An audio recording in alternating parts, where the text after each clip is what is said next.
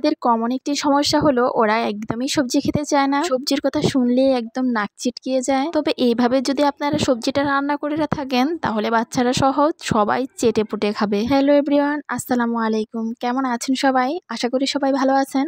আমিও আলহামদুলিল্লাহ ভালো আছি। প্রথমে আমি ফুলকপিগুলোকে একদম ঝুরি ঝুরি করে কেটে নিয়েছি আর সাথে কয়েকটা আলু একদম কিউব করে কেটে নিয়েছি। তো এগুলোকে এখন সিদ্ধ করে নেব। সিদ্ধটা এই জন্যই করছি কারণ এখন কিন্তু ফুলকপির একদমই সিজন না। যদিও এই ফুলকপিটি গত 2 দিন আগে আনা হয়েছে, কিন্তু এর মধ্যে অন্যরকম একটা স্মেল পাওয়া যাচ্ছিল, তাই হালকা একটু ভাপিয়ে নিচ্ছি যাতে এক্সট্রা যেই গন্ধটা আছে ওইটা যাতে না পাওয়া যায়। সামান্য পরিমাণ লবণ দিয়ে এগুলোকে সিদ্ধ করে নিয়েছি। সিদ্ধ করা হয়ে গেলে এগুলোকে আমি পানি ঝরিয়ে নিয়েছি।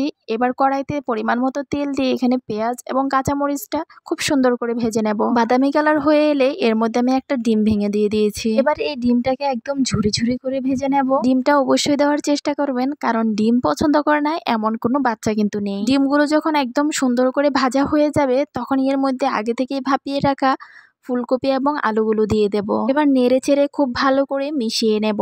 আর মিশিয়ে নেওয়া হয়ে গেলে এর মধ্যে আমি অল্প পরিমাণ হলুদ গুঁড়ো অ্যাড করেছি।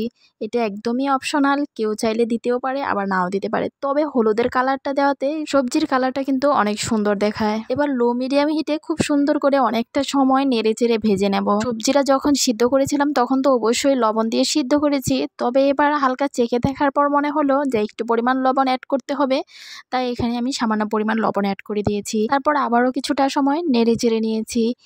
এবার শেষ পর্যায়ে এর মধ্যে আমি ম্যাজিক মশলাটা ইউজ করেছি। এটা দেওয়াতে কিন্তু সবজির টেস্টটা দ্বিগুণ হয়ে যাবে। আমি যে কোনো সবজি রান্না করার সময় অবশ্যই চেষ্টা করি এই মশলাটা দেওয়ার, তবে কেউ চাইলে এটা স্কিপও করতে পারে। আচ্ছা যাই হোক, খুব ভালো করে নেড়ে চেড়ে মিশিয়ে নেওয়ার পরেই কিন্তু সবজিটা একদমই রেডি। দেখতেই পাচ্ছেন কত সুন্দর একটা কালার চলে এসেছে।